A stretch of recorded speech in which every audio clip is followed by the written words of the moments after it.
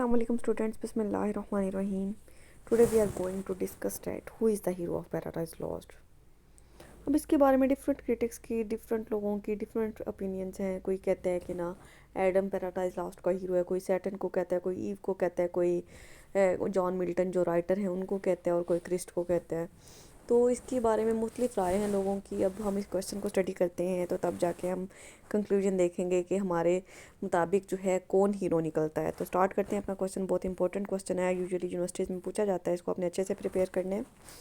One of the controversies which has been present throughout and still exists is the question that who is the hero of Paradise Lost। यानी ये बहुत अरसा से ये जो controversies इस पे जो है तजादात चलते आ रहे हैं कि पैराडाइज लॉस्ट का हीरो कौन है कौन नहीं है, और अब तक जो है ये मामला ऐसे ही चल रहा है। Different critics have presented different views in this regard. अब जो डिफरेंट क्रिटिक्स हैं उनकी अपनी अपनी राय है। Majority of the critics advocate the claim of Satan in this record and other dates of Adam. अब ज़्यादातर जो क्रिटिक्स हैं वो ये कहते हैं कि जो सैटर्न है ना वो पैराडाइज लॉस्ट का हीरो है, और जो दूसरे हैं वो ये कहते हैं कि एडम है पैराडाइज लॉस्ट का hero. One critic suggest God, और एक कहता है कि गॉड हीरो है, एंड अदर और दूसरा कहता है कि क्रिस्ट हीरो है। अब French critic puts forward the strange thesis that Milton himself is the hero of Paradise lost. और एक फ्रेंच क्रिटिक है, उसका ये मानना है कि जॉन मिल्टन जिसने ये पोइम लिखी है ना वो खुद पैराडाइज लॉस्ट का हीरो है। Let us discuss all these opinions one by one to see whether any of them is hero or not। अब सबको हम जो है ना डिस्कस करते हैं, फिर हम सोचेंगे कि कोई इनमें से हीरो है भी या नहीं है। First we take Satan. सबसे पहले सैटर्न की बात करते हैं। Satan has been presented on such a grand scale in book one. अब बुक वन को अगर अब हम स्टडी करते हैं तो उसमें जो है ना उसने जॉन मिल्टन ने सैटर्न को बहुत बढ़ा चढ़ा के पेश किया, उसके फिजिकली उसकी पावर्स के बारे में बहुत बड़ी बड़ी बातें की हैं। That many critics have been misled into imagining him to be the hero of Paradise Lost, कि उसको इतना एग्जैगरेट करके बयान किया है कि यानी लोग जो है ना वो मिसलीड हो जाते हैं, थोड़ा सा जो है ना बहक जाते हैं और उसको पैराडाइज लॉस्ट का हीरो समझने लगते हैं। Actually Milton had endured Saturn with all these qualities which make him a hero. कि मिल्टन ने इसका जो करेक्टर लिया है ना सैटर्न का, उसे वो तमाम क्वालिटीज़ दी हैं जो कि एक हीरो की होती हैं। अब fitting adversary of God Almighty, खुदा का जो है ना बहुत बड़ा दुश्मन। Satan is shown to us as a very bold and brave warrior. सैटर्न हमें इस तरह से दिखाया गया जैसे वो बहुत बड़ा बहादुर है, बहुत बड़ा जंगजू है। He is very much particular about his freedom and dignity. वो अपनी फ्रीडम और डिग्निटी को लेके जो है ना बहुत तकब्बुर रखता है। He has the power of recovery even in the face of defeat. अगर उसको जो है सज़ा दी जाती है, उसे जहन्नुम के घड़े में फेंक दिया जाता है, तो वो जो है उसके खिलाफ डिफीट कर सकता है, उसके जो है ना खिलाफ लड़ सकता है, दोबारा से जो है उठ सकता है। He has an example will power, unsurpassable determination, unshakable confidence and unbelievable courage. अब उसके पास जो है ना बहुत स्ट्रॉन्ग विल पावर है, उसके जो है ना इरादे बहुत मजबूत हैं, उसका कॉन्फिडेंस बहुत हाई है और उसके पास हौसला बहुत ज़्यादा है। ही सेज, ये कोटेशन भी बहुत अहम है, इसको भी आपने अच्छे से प्रिपेयर करना है। सैटर्न के बारे में कहीं पे भी आप जिक्र कर रहे हो अपने क्वेश्चन में पैराडाइज लॉस्ट में, तो आप ये कोटेशन लिख सकते हैं। इसके अलावा रेफरेंस टू कॉन्टेक्स्ट में भी आती है। What thought the field we lost, all is not lost, the unconquerable will and courage never to submit or yield। कि उसके जो है ना वो बहुत ही जो था हौसले वाला था, बहुत ही बोल्ड था, बहुत ही बहादुर उसने उसको बनाया हुआ है जॉन मिल्टन ने। और उसका जो करेज है वो कभी भी लो नहीं होता, कभी भी जो है ना वो नीचे नहीं आता। His physical stature also indicates a character. अब उसके फिजिकल स्टैचर की बात की जाए जो कि जॉन मिल्टन ने बयान किया, वो इस तरह से है बिल्ट ऑन एपिकल स्केल। वो एपिकल स्केल, अभी हम एपिक वाला क्वेश्चन करेंगे ना तो फिर आपको इसके बारे में ज़्यादा चीज़ समझ आ जाएगी कि एपिक क्या होता है। एपिक जो है ना एक लार्ज स्केल की बहुत बड़ी पोइम होती है जिसका हीरो भी ग्रेट होता है, जिसके थीम्स भी अच्छे होते हैं, जिसका सब्जेक्ट भी बहुत हाई लेवल का होता है, लैंग्वेज भी बहुत बम्बेस्टिक होती है। His dimension and his instrument of battle और massive.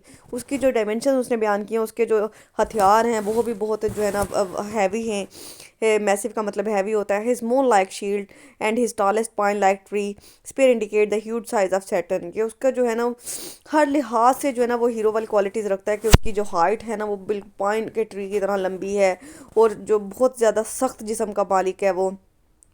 He is like a tower when he reviews his army.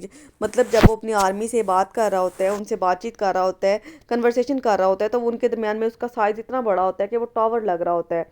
In book two he is compare to a ship with a torn shroud. And ये skip कर देंगे क्योंकि हमने book to को नहीं करना, तो ये आप नहीं करेंगे।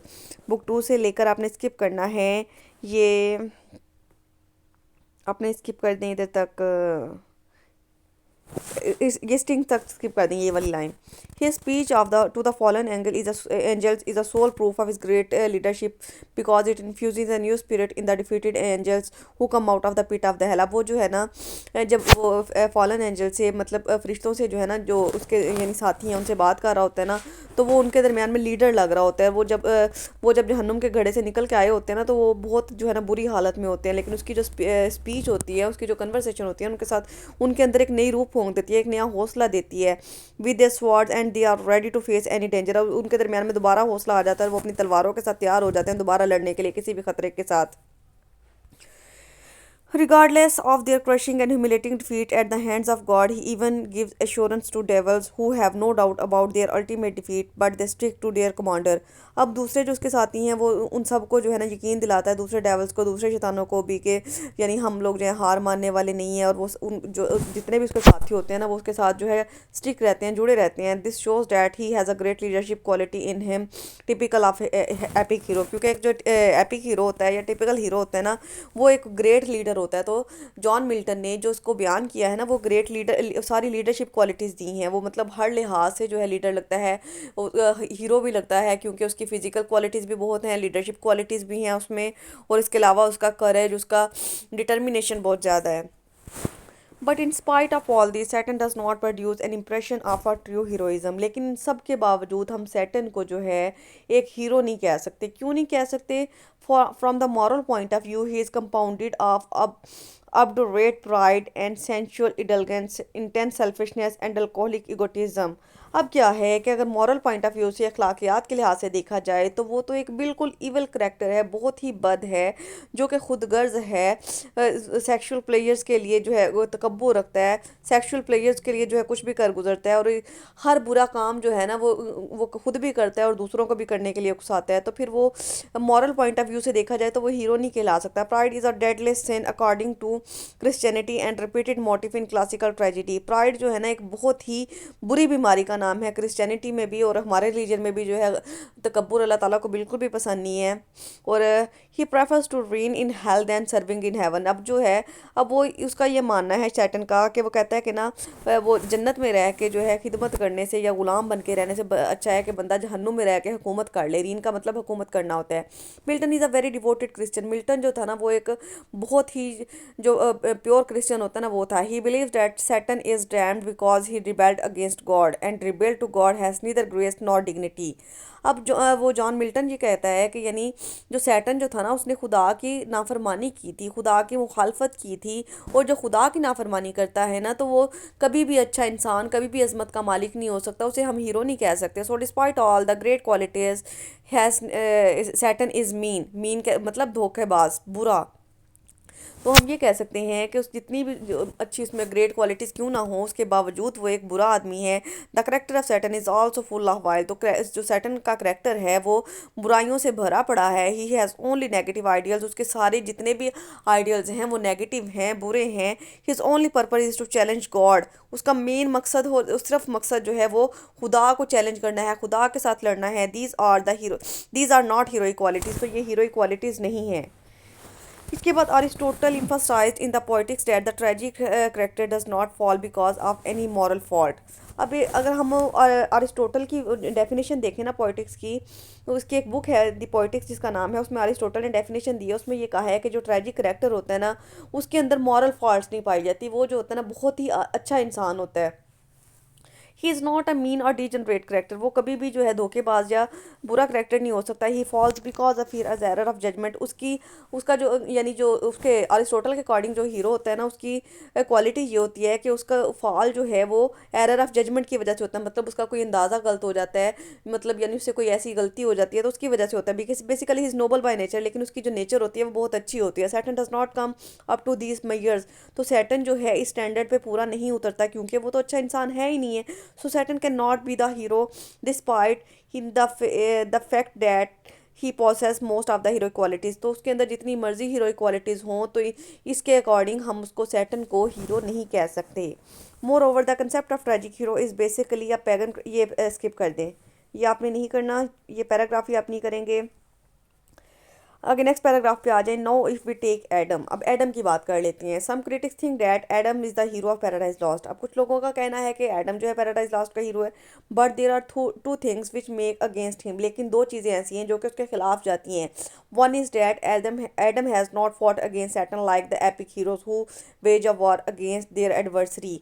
अब जो एक हीरो होता है ना, वो अपने मुखालिफ के खिलाफ जो है ना एक जंग लड़ देता है, लेकिन एडम ने ऐसा नहीं किया। एडम ने सैटन के खिलाफ, अपने दुश्मन के खिलाफ जंग नहीं लड़ी थी।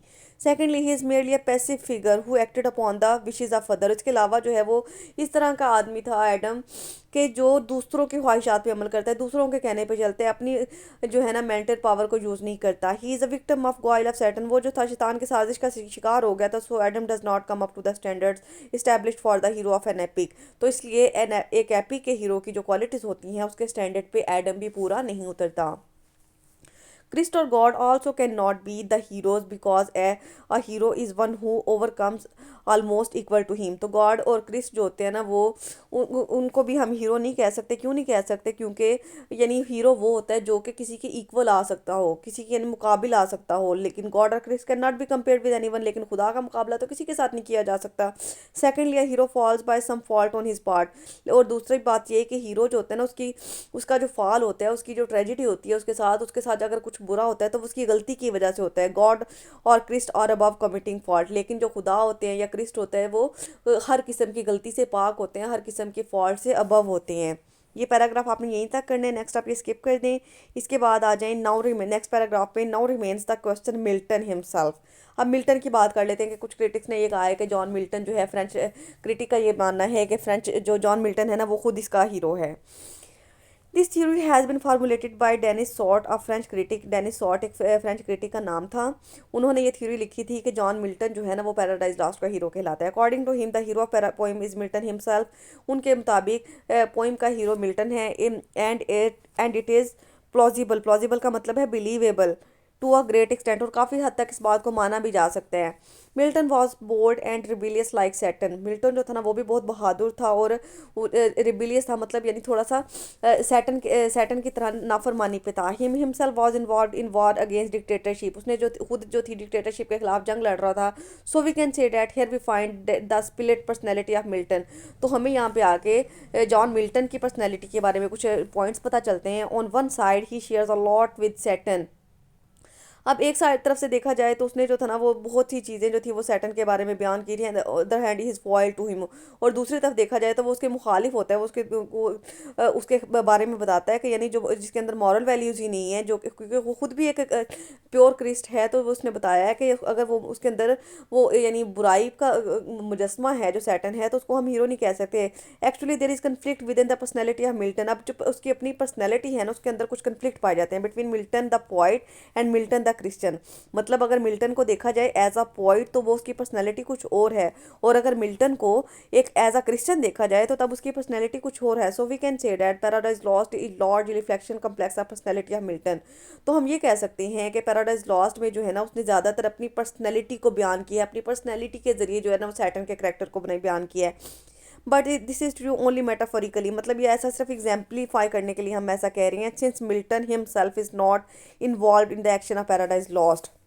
क्योंकि अब देखें, अब हमने जितनी भी पैराडाइज लॉस्ट पढ़ी है, पूरी पोइम हमने पढ़ी है, तो उसमें कहीं भी पैराडाइज लॉस्ट में जॉन मिल्टन ने इसको लिखा तो है, लेकिन उसका ने अपने करैक्टर को तो बयान नहीं किया, खुद तो वो कोई रोल प्ले नहीं कर रहा। तो यानी हीरो के लिए ये बात ज़रूरी होती है कि वो किसी पोइम में या किसी ड्रामा में, किसी स्टोरी में कोई रोल प्ले कर रहा हो। So in the real sense he can not be conferred with the title of the hero, इसलिए उसको भी हम हीरो नहीं कह सकते।